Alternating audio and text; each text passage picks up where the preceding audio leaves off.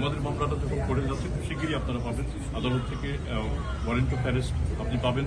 সেক্ষেত্রে যদি আমাদের আসামি অ্যাবসকন্ডিং হয়ে থাকে তাহলে সেক্ষেত্রে সেই আসামিকে আনার জন্য আরও প্রক্রিয়া আছে, ইন্টারপোল আছে এবং অন্যান্য যত সব প্রক্রিয়া আছে আমরা সবগুলি আমরা অনুসরণ করব। আন্তর্জাতিক প্রসিকিউটিং এজেন্সিগুলির সাথে আমাদের যোগাযোগ আছে, আমরা সেভাবে আগাবো। আর যেসব আসামি চলে গেছেন, তো আপনি দুদকের সীমাবদ্ধতার কথা চিন্তা করুন। দুদক কিন্তু স্বরাষ্ট্র মন্ত্রণালয় নয়, আমি নিজে একসময় স্বরাষ্ট্র মন্ত্রণালয়ে ছিলাম। দুদকের হাতে কিন্তু সমস্ত আসামিকে ধরে রাখার আমাদের হাতে সেই ক্ষমতাটুকুও নেই।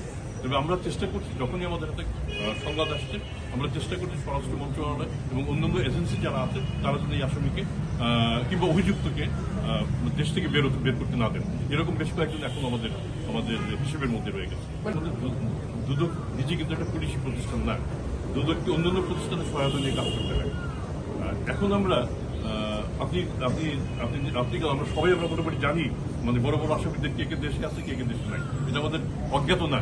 সেক্ষেত্রে যারা দেশে নাই তাদেরকে একটা আন্তর্জাতিক প্রক্রিয়া অবলম্বন করে ফিরিয়ে আনা, যেটা একটা কঠিন প্রক্রিয়া, এটা আমাদের স্বীকার করতে হবে। আর যারা দেশে আছেন তাদের প্রতি আমরা কতটা সদয় কিংবা কতটা নির্দয় কিংবা কতটা অবজেক্টিভ আপনারা সেটি বিবেচনা করবেন। আমরা চেষ্টা করছি আমাদের ক্ষমতার মধ্যে যতটুকু সম্ভব আমরা তাদেরকে